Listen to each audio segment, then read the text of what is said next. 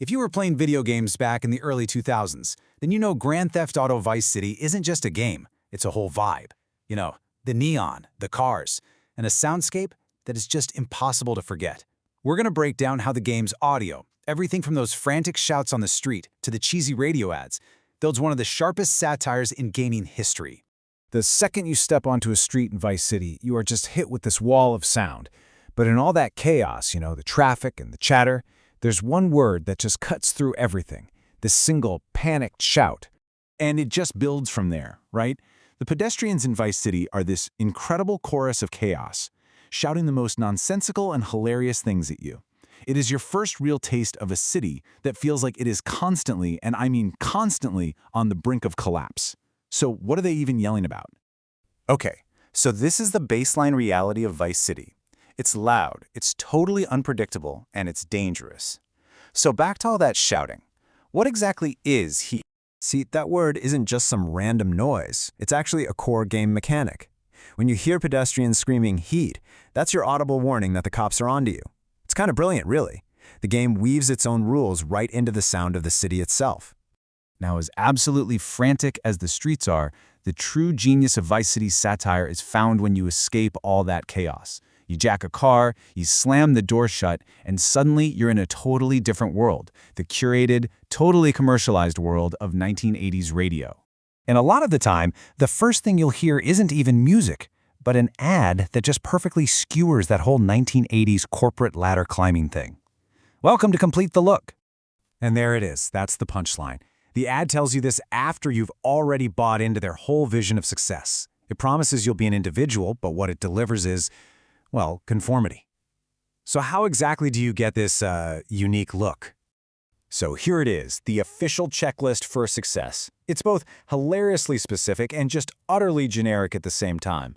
I mean, every single item is a perfect jab at that Miami Vice-inspired aesthetic of the era. And the flesh-tone t-shirt, that is just a wonderfully absurd cherry on top.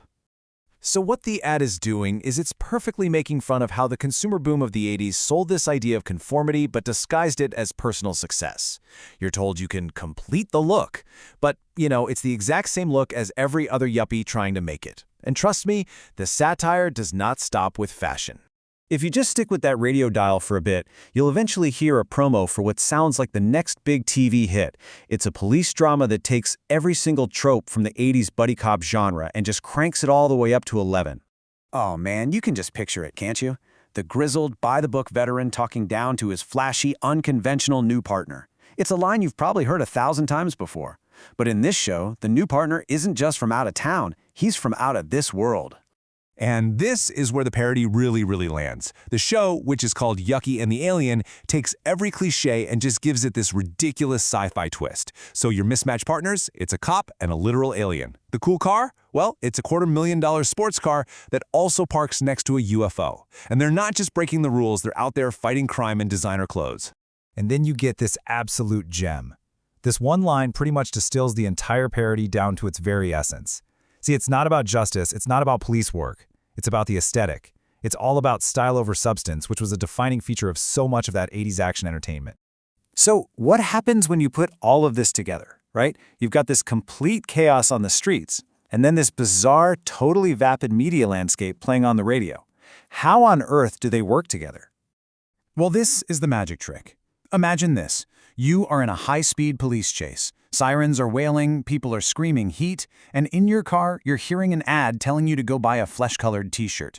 It's that jarring contrast, that clash between life and death action and utterly trivial media that creates the game's unique satirical tone. The game is actually guiding you on this journey. So first, you get the raw, surface-level action. Then, you escape into a car and just get slammed with all this absurd cultural commentary.